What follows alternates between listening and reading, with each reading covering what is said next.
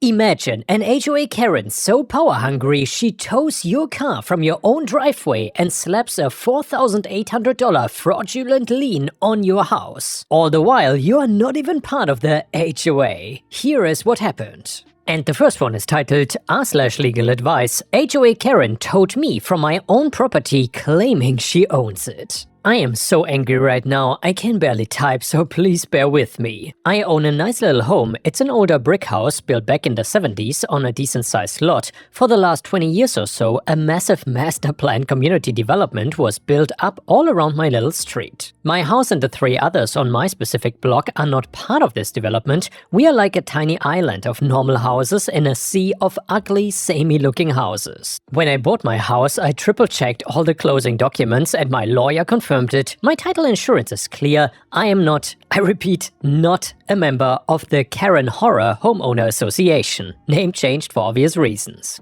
I pay no dues, I have no access to their stupid pools or tennis courts, and I've never signed a single document, covenant, or agreement with them. The problem is the HOA president, who I will call Karen, she lives in one of the beige palaces behind me and has to drive past my house to get out of the neighborhood. She has been a low-grade thorn in my side since I moved in, leaving passive-aggressive notes on my door about petty BS that I'm too lazy to even talk about, but essentially things that make my property not match the community aesthetic in her mind. I've ignored all of them, but well, this morning she escalated big time. I walked out of my front door at 7:30 a.m. to go to work and my car was gone. Just gone. From my own driveway. My first thought was that it was stolen. My stomach dropped, I called 911. The dispatcher was very helpful, took my info and then said, "Sir, let me check the non-emergency towaway logs.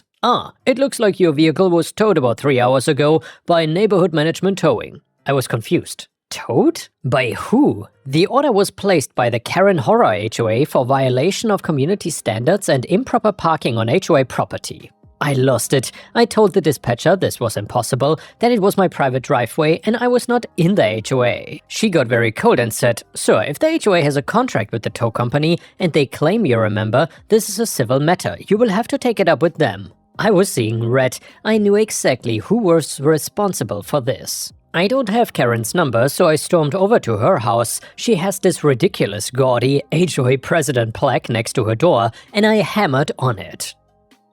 She opened the door in her silk robe holding a tiny yapping dog and smiled. It was the smuggest, most punchable smile I've ever seen. Before I could speak, she said, "Can I help you, Mr. my last name?" I said, "You towed my car from my driveway. You need to call them and get it back right now." Her smile got wider. "I'm afraid I cannot do that. Your vehicle was in clear violation. It has not moved in 48 hours, which we consider storage of an inoperable vehicle, and it was parked on HOA common property."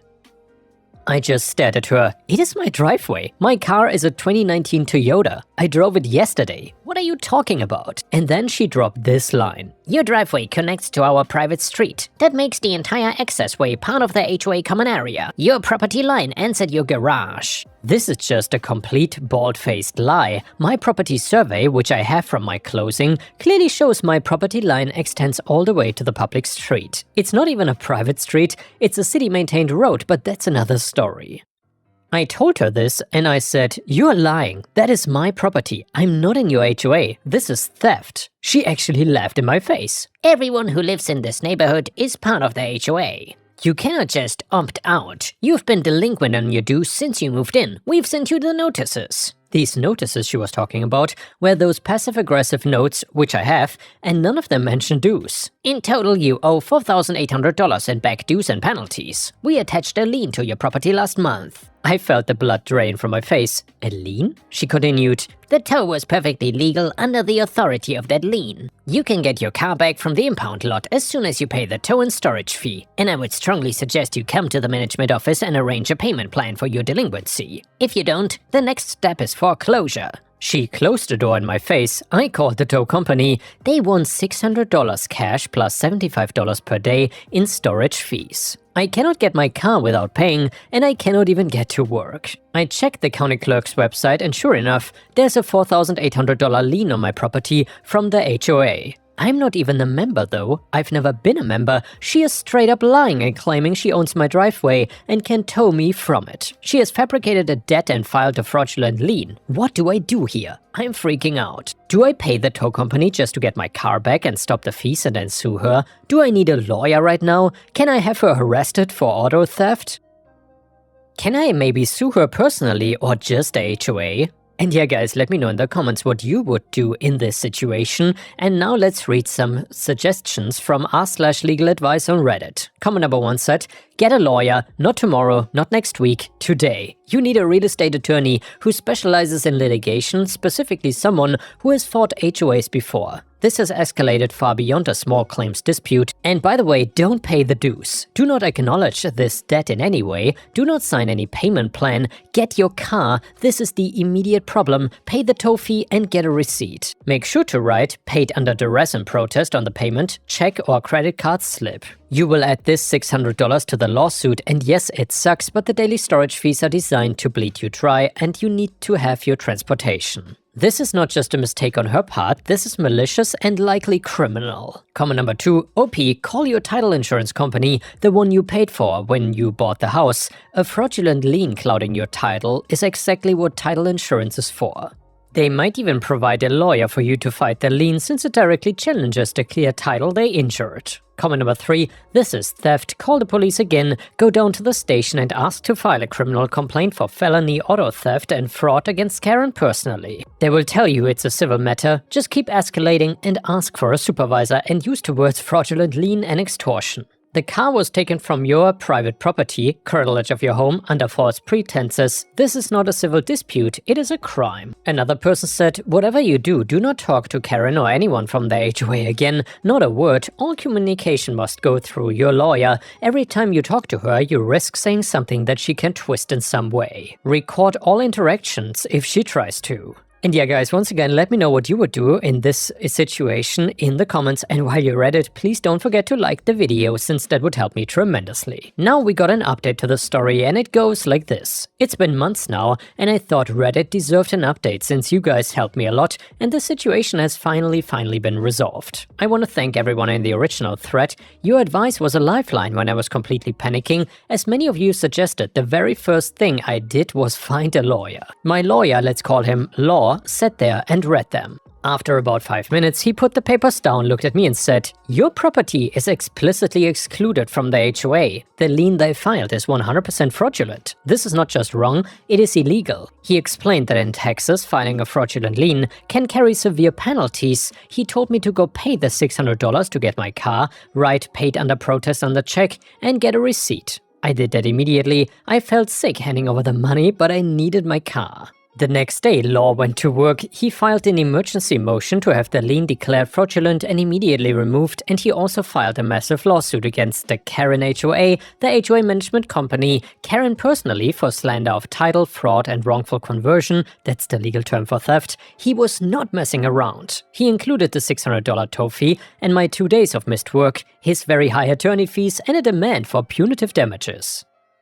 Simultaneously, I took the advice to call my title insurance company, and they were furious too. A fraudulent lien is an attack on their entire business. They opened their own case and put their own legal team in contact with Law. It was beautiful.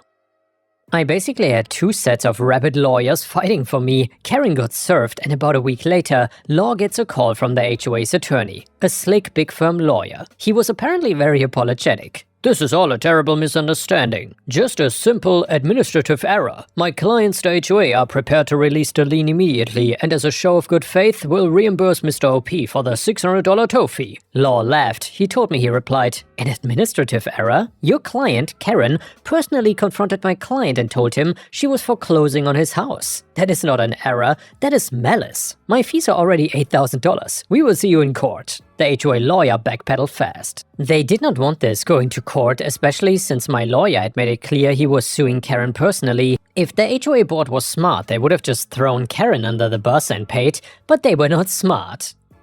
We ended up in a mediation session. It was me, Law, Karen, the HOA's lawyer, and a representative from the management company. Karen was defiant. She brought a stack of photos saying, He's a nuisance. His lawn is not etched. He leaves his trash cans out and his house does not match. It is an eyesore and it's driving down our property values. He should have to pay. Her own lawyer looked like he wanted to be swallowed by the earth. The mediator, a retired judge, just looked at her over his glasses. Ma'am, your personal aesthetic preferences are not legally binding. The only thing that matters is this document. It shows his property is not and has never been part of your association.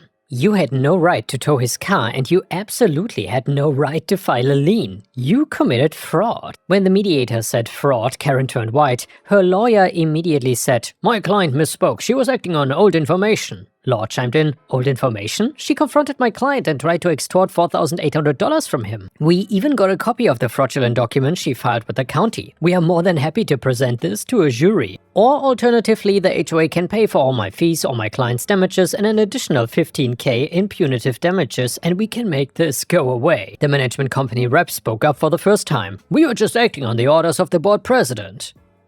Law smiled at him, and you, as a professional management company, had no duty to verify that the property was actually part of the association before filing a lien? You just blindly followed the order of a volunteer board member? Your professional negligence is astounding. They caucused. They came back 30 minutes later. The HOA agreed to pay. They paid my lawyer fees in full, which had climbed up to $12,000. They paid my $600 towing bill, and they paid for my lost work, and they paid me $10,000 in damages. The lien was of course gone as well. So I got a legally binding court-filed judgment stating my property is permanently and forever excluded from the HOA. I got a check for over $10,000 and I thought it was over, but I was terribly wrong. About a month after I cashed that glorious check, I got another letter. It was from the HOA again. This time it was not a fine, it was a notice of violation. My blood pressure spiked, but I kept reading. I was shocked to see it was signed by Karen. I'd heard from a neighbor that the board was in an uproar over the settlement, but apparently the management company told them there were bylaws and procedures to follow for a presidential removal. It couldn't happen until the next quarterly meeting though, which was still a few weeks away. Karen was still in power, and she was pissed. She could not get me on HOA rules, she had been spanked for that, so she had found a new angle. Lawyer had discovered during his research that while my property was excluded, the developer had given the HOA ownership of a useless 5-foot wide strip of grass that ran between the sidewalk and the street all along the front of my house. A common area. My driveway, obviously, has to cross this 5-foot strip to get to the road. When my house was built, a permanent ingress/egress easement was recorded, allowing my property to cross, pass and repass over that strip. Karen's new letter was a masterpiece of petty tyranny. It said, "Dear resident, while your property is not in the HOA, your vehicle and property cross HOA common land, the common strip, daily. Your easement agreement, which she helpfully attached, requires you to maintain the easement in good repair. A recent inspection by the board has found your easement crossing to be in violation. The asphalt is cracked and stained. This is a violation of community standards." She was trying to fine me for my own driveway, again, just from a different angle. But then came the demand, and this is the part that haunts her to this day. The letter did not say that I must repair the easement. It says I have 10 days to remove all non-compliant personal property and improvements from the HOA common strip easement. Failure to comply will result in the HOA performing the removal at my expense and further legal action. She thought this was a clever way of saying, repave your driveway apron or we will do it and send you an insane bill. She wanted me to tear out my old asphalt and put in nice new community standard pavement. I read the letter, I read the easement, and I read her demand again, remove all personal property and improvements from the easement. I called my lawyer. "Hey law," I said, "I got another letter from Karen." He sighed. "What now?" "Well, she's demanding that I remove all personal property and improvements from the 5-foot easement strip. She means she wants me to repave it." Law was silent for a moment. Then I heard him let out a slow whistle. Oh my, that's very specific and very poorly worded demand. She thinks she is saying repair it, but she wrote remove it.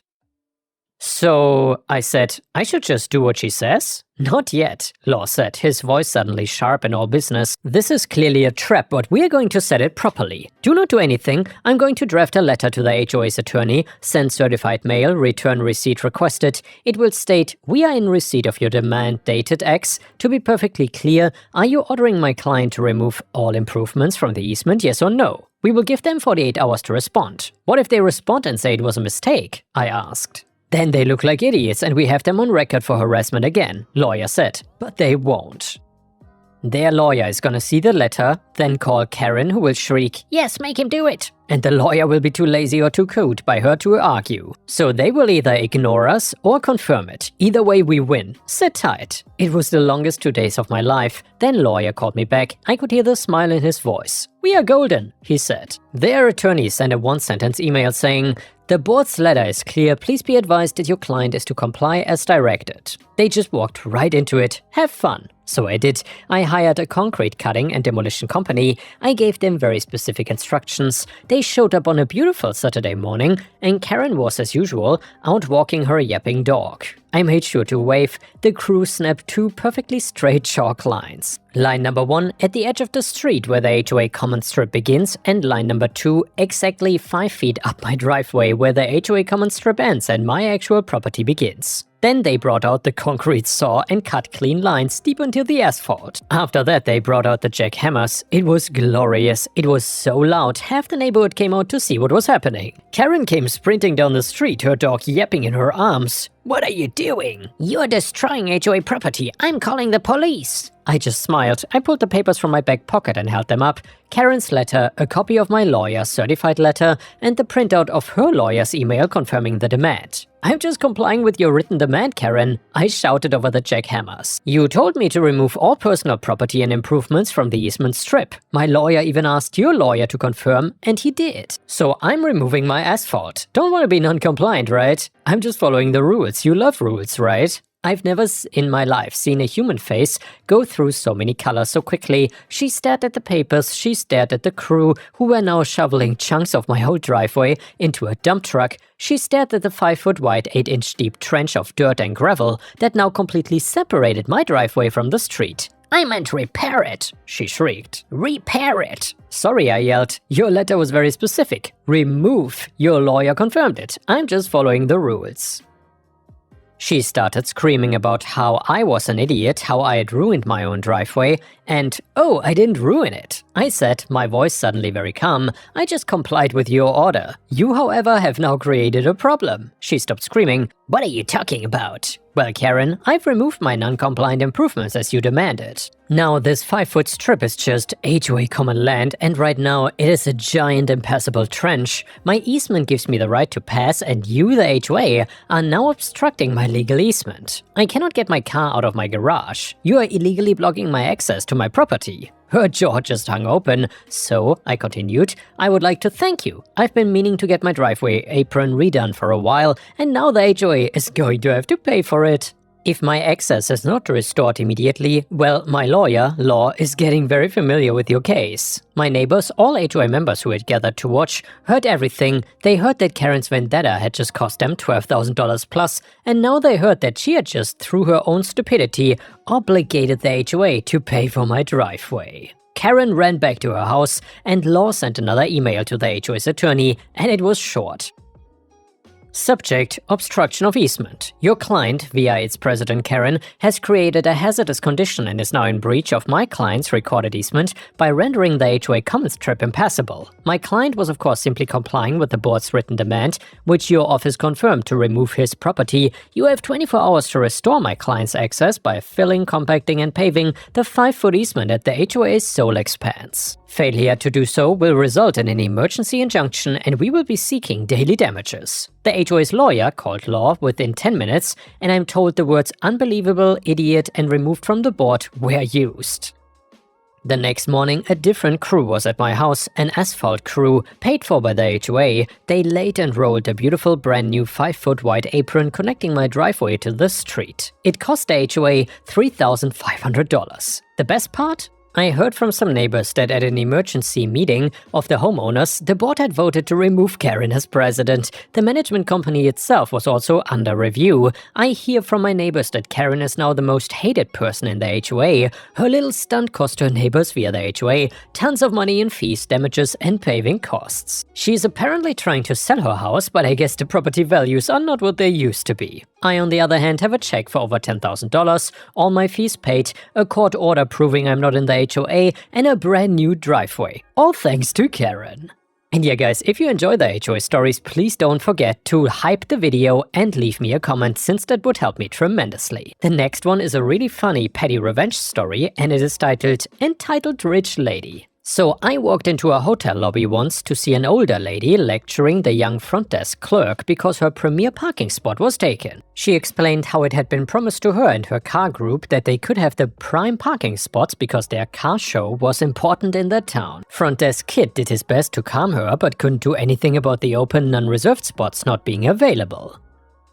Angry lady turned to me with the expectation that I would agree with her that she should have her precious parking spots. She said it needed to be fixed as she turned to me for support. I responded with, "Seems to me like you're feeling pretty entitled." She stormed out of the office and the kid was able to move on with his job. And the next one is a funny malicious compliance story that is titled, Cannot Get Simple Office Accessories? I Will Bring My Own. 12 to 13 years ago, on my very first job, I was hired as a network administrator at a newly established state-owned company. Everything was new there, including processes to request office accessories, so I was settled in an office room with bare minimum office accessories, and I wrote down several simple items to request them from support department, and then it was just a guy. Later it turned into a 30-people department. The items included simple things such as facial tissues, clothes hangers. It was winter and I had nowhere to put my jacket, headset, 3 colors of pen, and a whiteboard and markers and wiper. The support department guy took a look at the list and continued with excuses about each items like facial tissues are not for non-managers,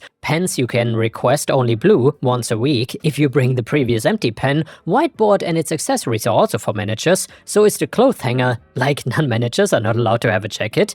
As for the headset, he just laughed like, welcome to a state-owned company, young one. So I just realized how different are desks of non-managers and managers. It was these simple things. And I really didn't care spending myself, I was just wondering why others haven't yet. So the next day I came with a facial tissue box with a beautiful design, a really good short cloth hanger for near my seat, good pens of all colors and a light white glass as whiteboard, plus some markers to hang behind my chair, my own gaming headset and a nice plate full of my hand-chosen sweets. My chair looked perfect, I really mean it, especially when all other desks in other rooms were just copy-pastes of the same sick idea. It was even looking better than managers' desks. By the end of that day, every manager and non-manager that came to my room, their first impression was looking jealously to everything for several seconds and then asked me, how did support department gave me these items? My answer? Just normally, with some pride in my tone replying, the company's rules are written by beggars. These are my own and it cost me nothing to make my room look like this. The next day, support department guy came to my room and told me, take all your stone stuff home, I will give you the same as everyone. I replied, but I'm not a manager. He said, we changed the rules, everyone deserves these things now. And the next one is a story from r/malicious compliance, and it is titled, You accuse us of time theft and being unproductive? Then look forward to an inbox full of unnecessary reports. So I work in premium customer service at a bank where we serve the bank's highest value customers. This usually gave us more freedom because unlike in traditional customer service, the focus is more on quality rather than quantity. However, since regular customer service team leaders took over the project, our freedoms have become more restricted. We were accused of time theft because we didn't log out for 2 minutes to go to the bathroom. All of a sudden, we had to report whenever we are not productive. Many of us were threatened with warnings that could lead to us losing our jobs, and even if we just needed to talk to other colleagues about a customer case, we had to let them know. Otherwise, we could be accused of unproductive behavior. And well, we complied. A little too ambitious maybe. Every time we went to the bathroom, we reported it to our project managers by email. Every time we went to get a drink, we reported it. Every time we took a break, we reported it. Every time we walked to a colleague about a customer case, each of the 2 colleagues reported it separately to the project managers by email. Every time we left our computers, no matter for what, we reported it by email to the project manager's mailbox. After a while, the project manager's mailbox was so full that even important emails were overlooked because there were just too many of them. The project managers were completely overwhelmed, and shortly afterwards, the rules were abolished again. And yeah guys, thank you for watching. I will see you again tomorrow.